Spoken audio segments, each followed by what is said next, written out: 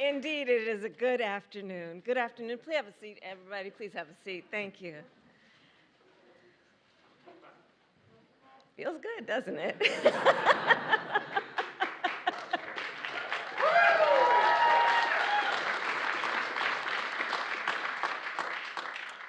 President Biden, President Obama, members of Congress, and my fellow Americans. On March 23, 2010, the Affordable Care Act was signed into law.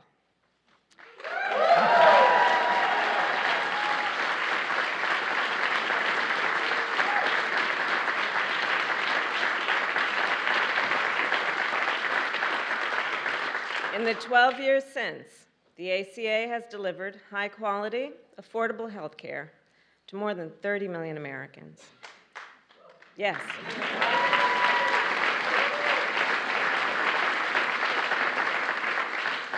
And those Americans are working parents and young children, college students, and older Americans, millions of people who had never been able to afford coverage before, or who had been denied coverage altogether, often because of a category of denial called pre-existing conditions. Conditions such as cancer, diabetes, hypertension, or even asthma. The ACA is the most consequential healthcare legislation passed in generations in our country.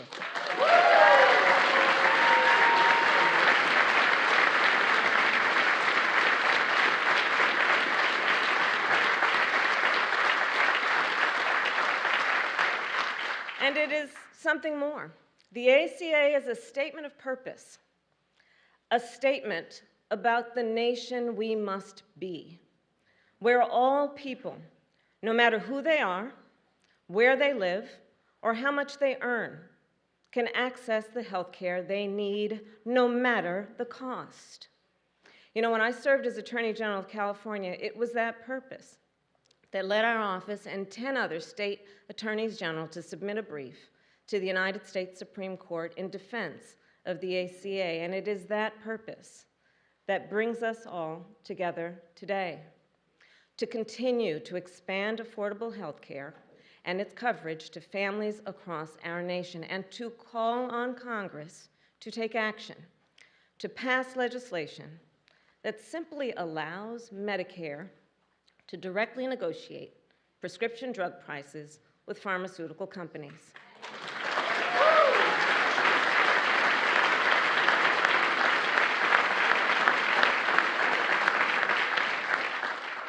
And if there's any question why, I'll explain.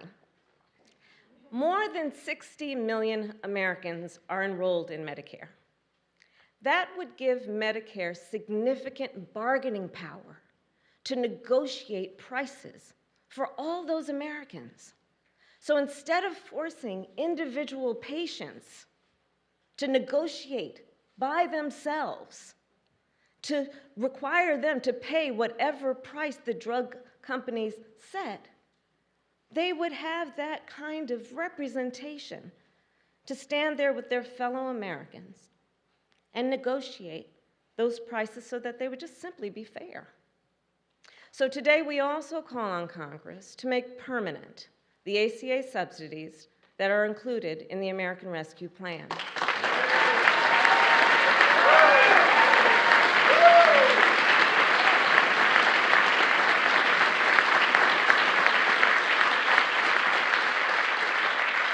Subsidies that are currently lowering insurance premiums for millions of Americans and which are set to expire in December. And more must be done.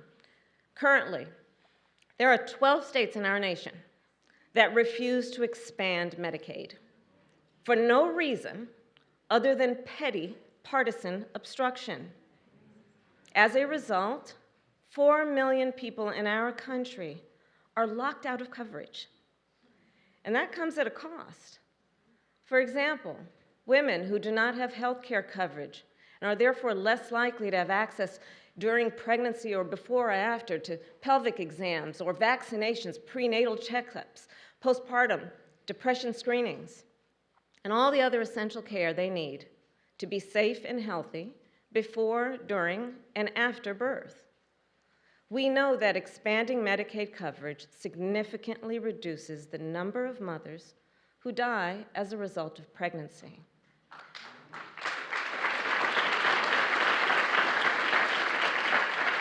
So the sooner coverage is expanded in those 12 states, the more lives we will save.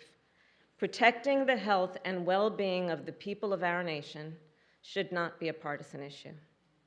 Every person in our nation should be able to access and afford the health care they need to thrive, not as a privilege, but as a right. And that is why our administration will continue to use every tool at our disposal to strengthen the ACA. And with that,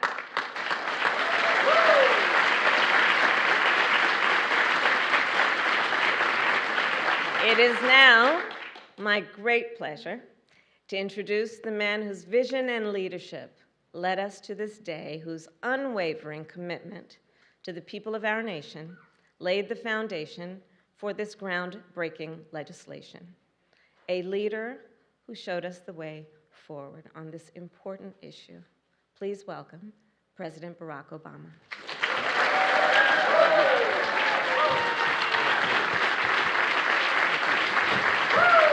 Thank you. Thank you, everybody. Thank you. Thank you very much.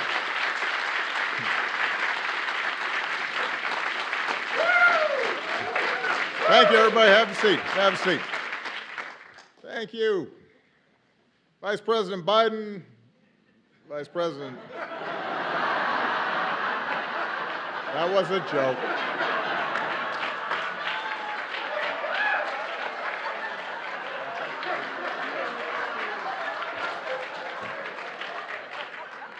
That was all set up. My president, Joe Biden, Vice President Harris,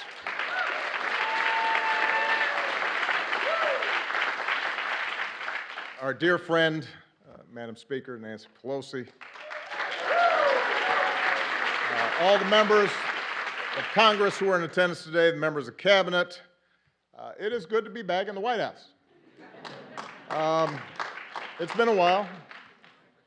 I confess, I heard some changes have been made by the current president since I was last here. Apparently, Secret Service agents have to wear aviator glasses now. The Navy mess has been replaced by a Baskin-Robbins. And there's a cat running around, which I guarantee you Bo and Sonny would have been very unhappy about. But coming back, even if I have to wear a tie, which I very rarely do these days, gives me a chance to visit with some of the incredible people who serve this White House and who serve this country every single day. A lot of times out of the limelight. They make this government function, and they help people in ways big and small. And from the outside, sometimes people don't understand just how grueling this is and how many sacrifices people make. Because those of us who are in front of the cameras oftentimes get the credit. But it's a lot of people who are devoted day in, day out to making this country better that matter, and a lot of them are represented here. And that's not just in the West Wing, by the way. It's also in the residence. There were a lot of people who looked after our families that I will always be grateful to. So it's wonderful to be back to say thank you to all of you. But most of all, coming back here gives me a chance to say thank you and spend some time with an extraordinary friend and partner who was by my side for 8 years. And Joe Biden and I did a lot together.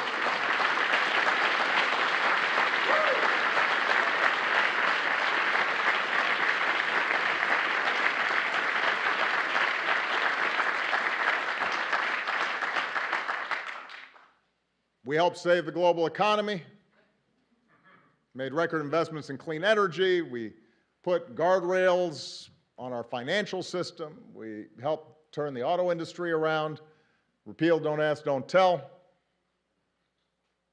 But nothing made me prouder than providing better health care and more protections to millions of people across this country.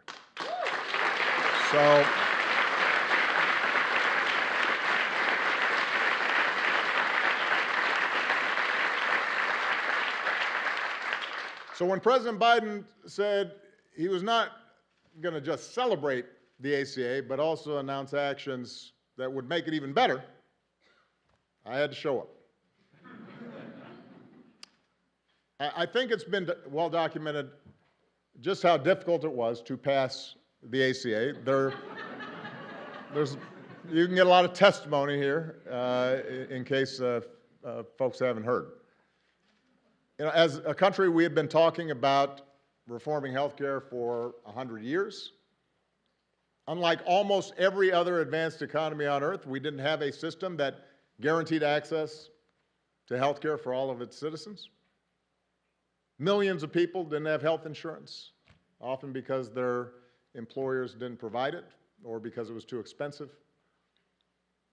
But despite the fact that our healthcare system didn't work well, it was hard to change.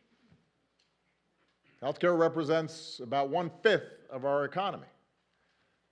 That's trillions of dollars that are involved. So there were a lot of different economic interests that were vying to maintain the status quo. And because the majority of Americans did have health care, some people naturally worried that they'd lose what they had. The media was skeptical of past failures. There was a lot of misinformation, to say the least, flying around. And it's fair to say that most Republicans showed little interest in working with us to get anything done. That's fair to say. But despite great odds, Joe and I were determined, because we'd met too many people on the campaign trail who'd shared their stories, and our own families had been touched by illness. And as I said to our dear friend Harry Reid, who is missed, wished he was here today, because he took great pride in what we did. I intended to get health care passed, even if it cost me re-election, which for a while looked like it might.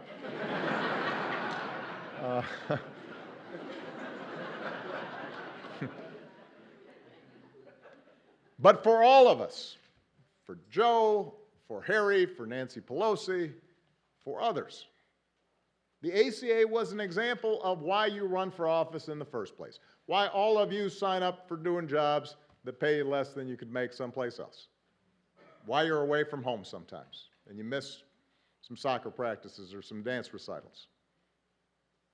Because we're not supposed to do this just to occupy a seat or to hang on to power. But we're supposed to do this because it's making a difference in the lives of the people who sent us here.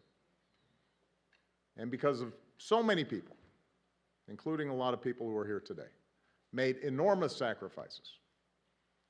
Because members of Congress took courageous votes, including some who knew that their vote would likely cost them their seat.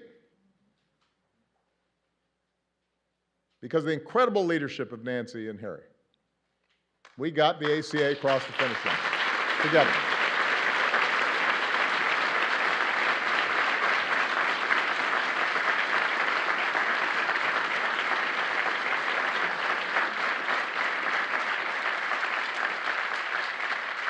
And the night we passed the ACA, I've said it before, it was a high point of my time here because it reminded me and it reminded us of what is possible. But, of course, our work was not finished. Republicans tried to repeal what we had done again and again and again.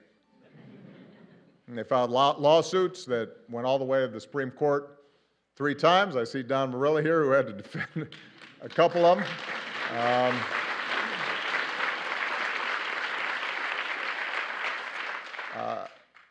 They tried explicitly to make it harder for people to sign up for coverage.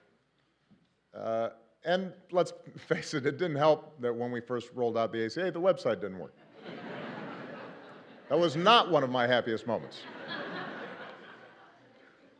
So given all the noise and the controversy and the skepticism, it took a while for the American people to understand what we had done. But lo and behold, a little later than I'd expected, a lot of folks, including many who had initially opposed health care reform, came around. And today, the ACA hasn't just survived, it's pretty darn popular. And the reason is because it's done what it was supposed to do. It's made a difference. First 20 million, and now 30 million people have gotten covered thanks to the ACA.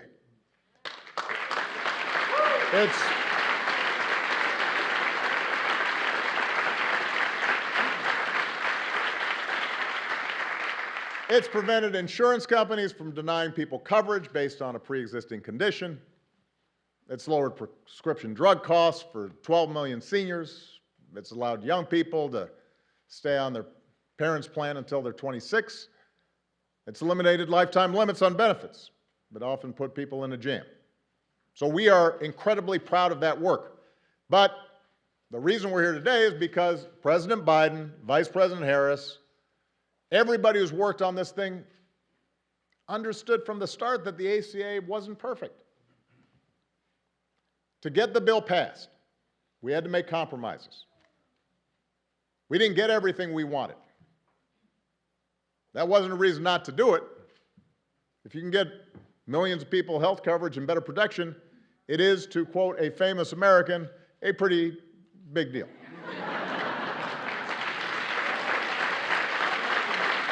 That's what it is.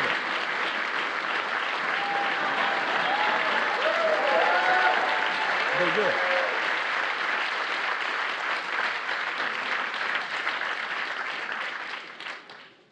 But there were gaps to be filled.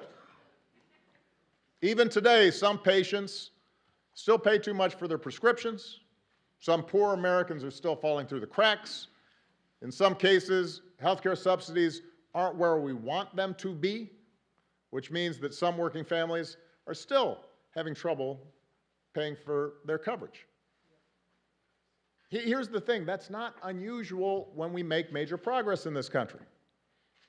The original Social Security Act left out entire categories of people, like domestic workers and farm workers. That had to be changed.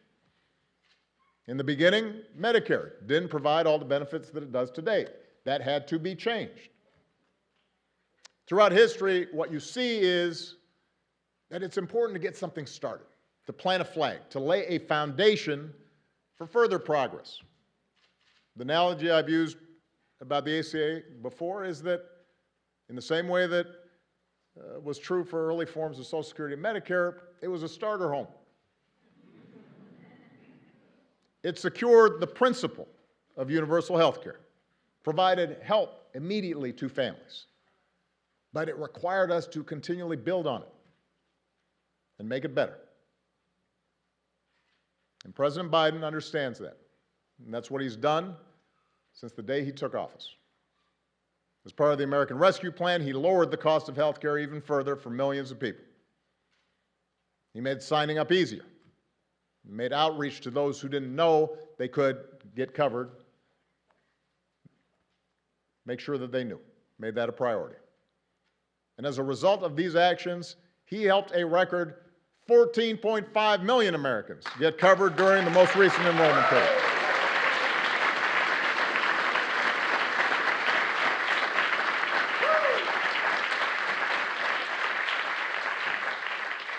That, ladies and gentlemen, is what happens when you have an administration that's committed to making a program work.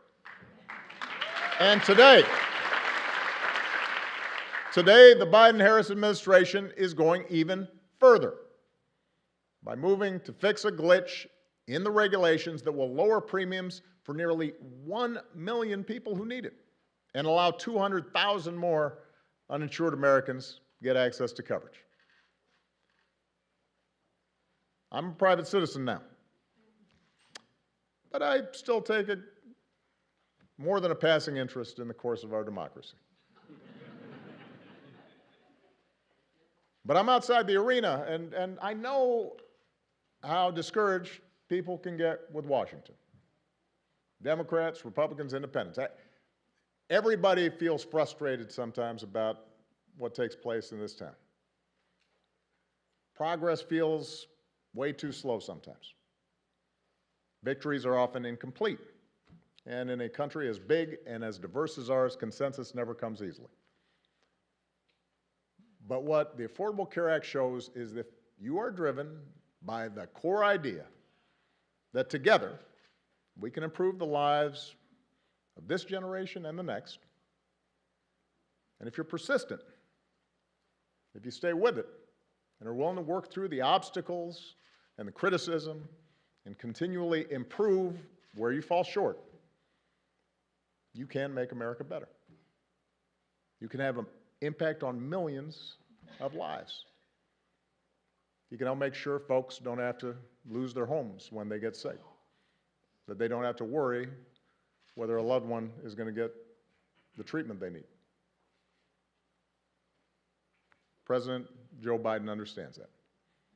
He has dedicated his life to the proposition that there's something worthy about public service, and that the reason to run for office is for days like today. So I could not be more honored to be here with him as he writes the next chapter in our story of progress.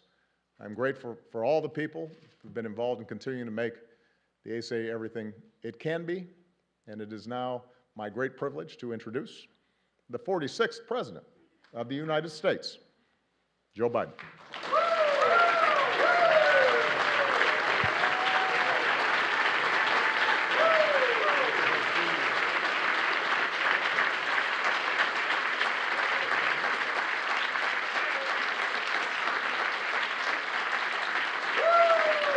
Thank you.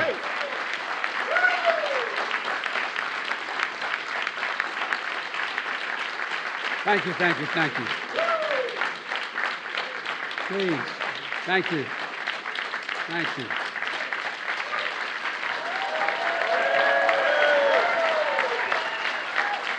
Thank you, thank you, thank you. Please.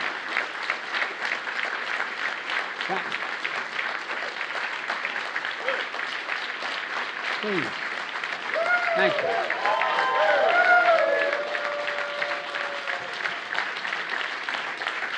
Thank you very much. Please.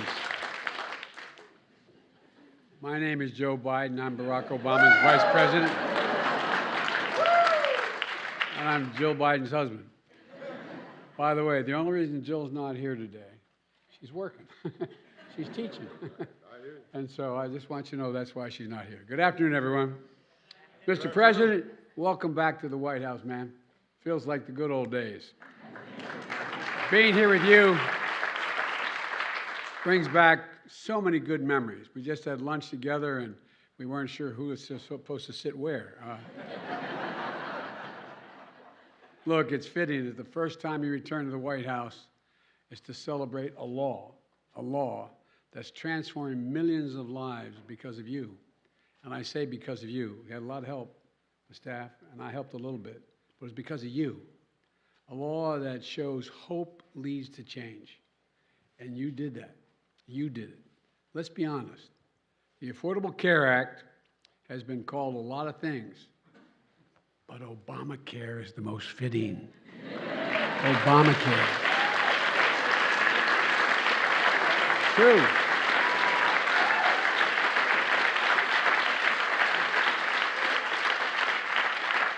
I can tell you all how much Barack Obama cared about getting this done. Throughout the countless hours of negotiations and the relentless political attacks, he never, ever, ever gave up. And I guarantee you that.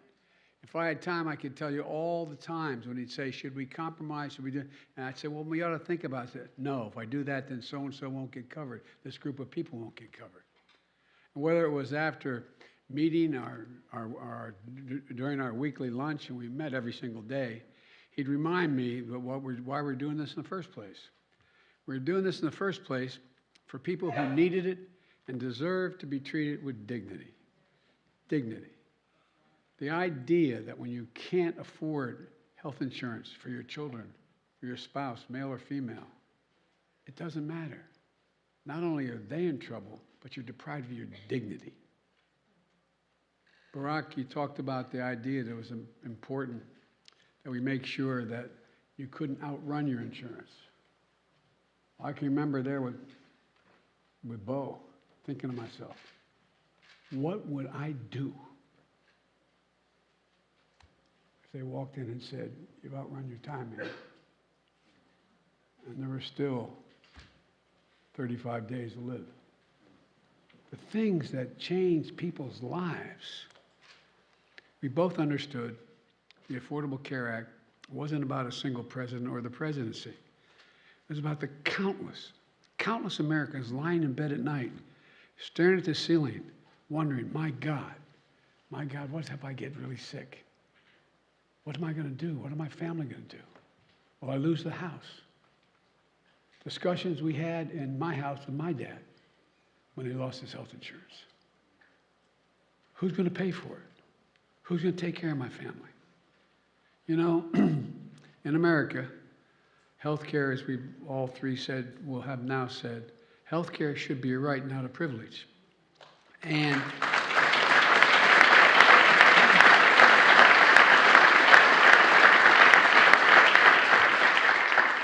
with the help of members of Congress, especially Nancy, and the advocates for families who are here today, 12 years ago, last month, 12 years ago, we made a good effort toward that proposition, and it should be right.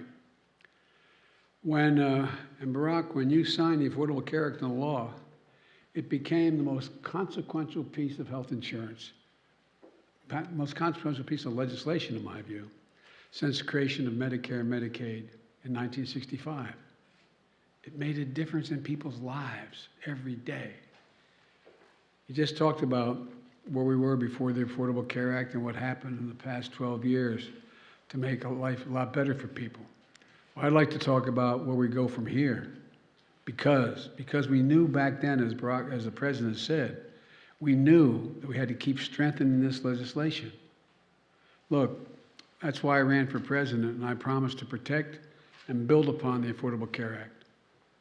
As soon as I entered office, that's exactly what Kamala and I did, and what our administration and the Democrats in Congress here today did.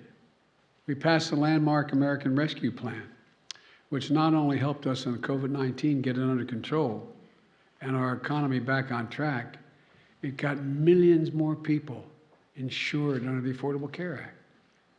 It made it easier for people to sign up for coverage in the middle of a pandemic. It opened to special enrollment people and gave millions and millions of Americans more time to enroll. It quadrupled the number of navigators out there in the communities, helping people to sign up for coverage because it's confusing to people. It's confusing. Presidents heard me say when we worked together, you know, they'd say, well, Biden and Obama are doing great on foreign policy. You want to do something difficult, try health care. Not a joke. Not a joke. So we continue to expand Medicaid. Missouri and Oklahoma became the 37 and 38 states to expand Medicaid under the Affordable Care Act.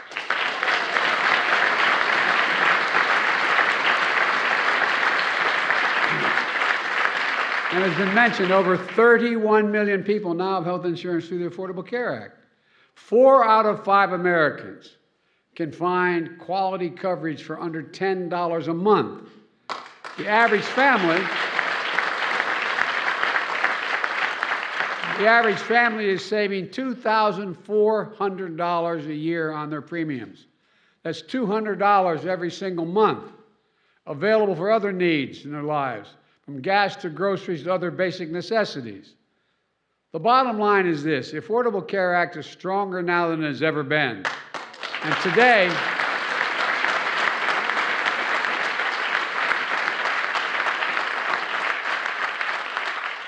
and I'm not even talking about what your former chief of staff is doing to make sure health care is available to all our veterans in the way he did. Yeah. And we're strengthening it even further. In a moment, I'm going to sign an executive order building on one of those that I signed last year. It directs federal agencies to continue doing everything in their power to expand quality and affordable health care coverage, making it easier for people to enroll in and keep their coverage, helping people better understand their coverage options, and to be able to pick the best option for that family, taking steps to strengthen benefits, lower costs, and expand eligibility, protecting Americans from low-quality coverage that can lead to a mountain of medical debt. And folks, and separately, it's time to fix what we refer to as the family glitch. Now, the family glitch, everybody in this room probably knows what it is. But it's a common issue facing 5 million Americans who can't get financial help to get coverage under the Affordable Care Act. And here's the problem. Under the current rules, a working mom is told, as long as she can afford employer-based coverage for herself, she can't qualify for premium subsidies to afford coverage for her family. Cover her, but not her family. We're working to change that. Once today's proposed rule is finalized, starting next year, working families in America will get the help they need to afford full family coverage, everyone in the family.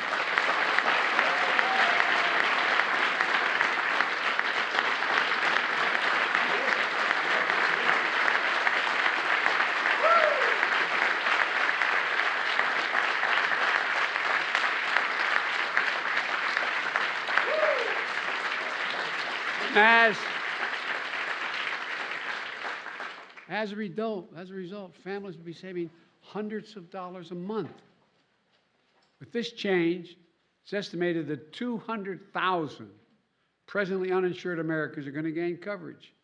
Nearly 1 million Americans will see their coverage become more affordable. This is considered one of the biggest things my administration can do, lower cost and expand coverage. And we're taking steps today to get that done. So look, folks, but we need to keep up the fight. Our Republican colleagues, as they say in Southern Delaware, they haven't changed a whole hell of a lot. Good folks, but haven't changed a lot. They continue to attack the Affordable Care Act. They're unrelenting. They haven't stopped, Mr. President, since you signed the law. They haven't stopped for 1 second. Multiple court challenges you mentioned, sabotage from the previous administration. Over 70 attempts to repeal the law by Republicans in Congress. In fact, just last month, the distinguished senator from Wisconsin said, if Republicans get back in power, they should try to repeal the Affordable Care Act. Again try. Today, 12 years later, Republicans have not stopped their attacks on this life-saving law. So pay very close attention, folks. If Republicans have their way, it means 100 million Americans with pre-existing conditions can once again be denied health care coverage by their insurance companies.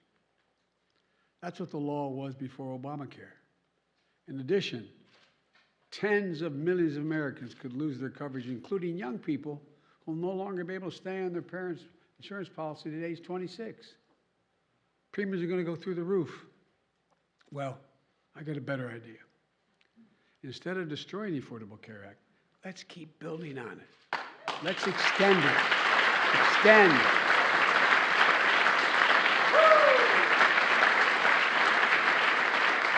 And because of all the folks in this room, members of Congress, the American Rescue Plan subsidizes that are lowering premiums, subsidies are lowering premiums and extending coverage.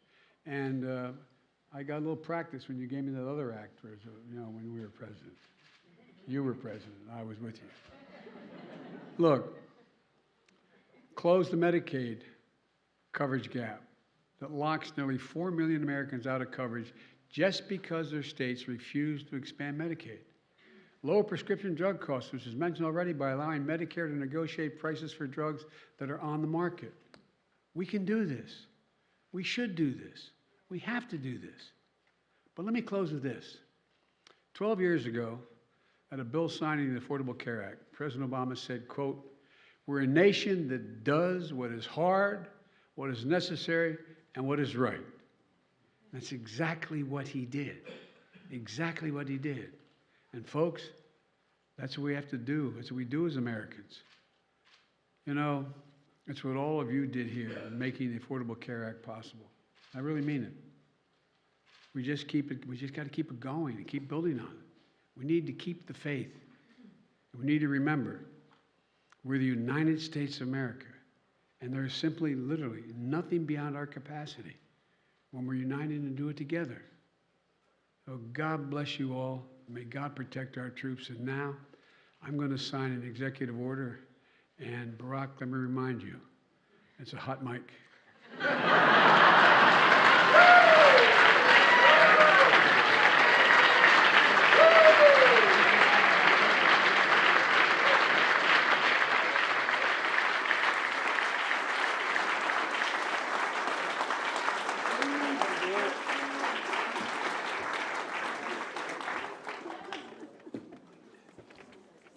Hey, Jim, how are you, pal?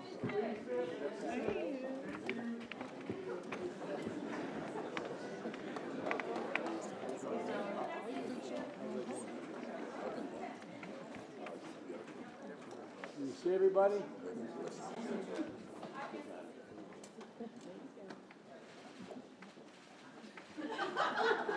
All right. I have to admit, one thing I haven't gotten down. Barack Obama could sign his name using 9 different pens. So I'm going to use one.